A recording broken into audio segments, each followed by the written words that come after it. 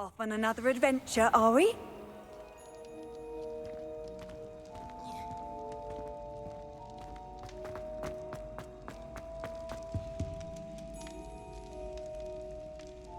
I have been meaning to speak with you.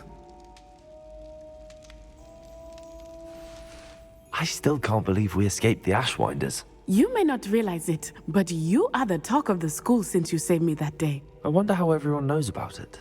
I told my mother in the hope that she would be more forgiving of what I have been up to if it came from me. She likely told other professors, and news travels quickly. Unfortunately, she might, in fact, have been even less forgiving than I'd hoped. If she knew more about what you've done, I suspect she'd be proud. If she knew any more about what I've done, she would never let me out of her sight again. I'm sorry. Has Officer Singer done anything with the evidence we provided? She has not. Harlow is as strong as ever. Someone needs to stop him, whether it is us or Officer Singer.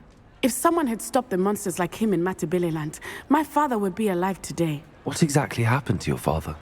It was a beautiful day. My mother had gone to tend to a neighbor who was ill, and so my father and I were galloping in the savannah. Galloping? Your father was also an animagus, I take it? He could become the most majestic giraffe, and he would carry me on his back, my arms around his neck. We were on our way home when we surprised a group of bandits who had come from our village. One of them saw me just as he removed a scarf from his face. He shouted and then aimed his rifle. He didn't want you to identify him. Exactly. In an instant, my father bowed his neck to protect me and was hit. As he fell, my father changed back into his human form. When the bandits saw this, they turned and ran in fear. Magic terrified them, and then he was gone. And it was all my fault. Your fault? How so? He died protecting me.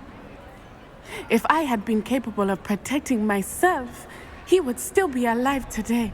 My mother and I tried to go on without him, but it became too much for us there. A few years later, we left to come to Scotland. Do you think taking down the Ashwinders will avenge your father's death? No. Vengeance is not what drives me. My father would not want that. He and my mother raised me to believe that it is a privilege to be able to fight for those who cannot. I know there is risk involved, but I feel it is worth it. I am glad you seem to think so too. What does your mother think about all of this? Well, as you saw, she worries a great deal.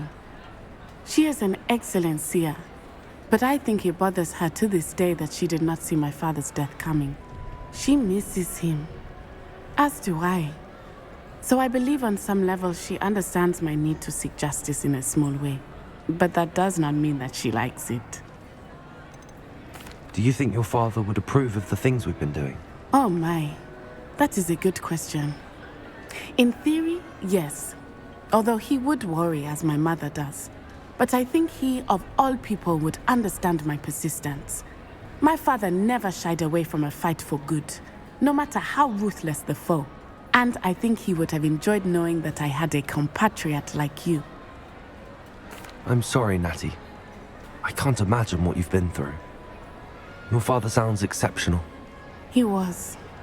Truly extraordinary. And thank you for your kind words. We all have our burdens. My father had a saying about that. Yes, I remember. Rain does not fall on one roof alone. Exactly. Soon you and I will put an end to the Ashwinders, beginning with Harlow. And once he is gone, we will turn our attention to Rookwood. We are making progress, and we will succeed. Thank you again for saving me. You deserve all of the praise you have received.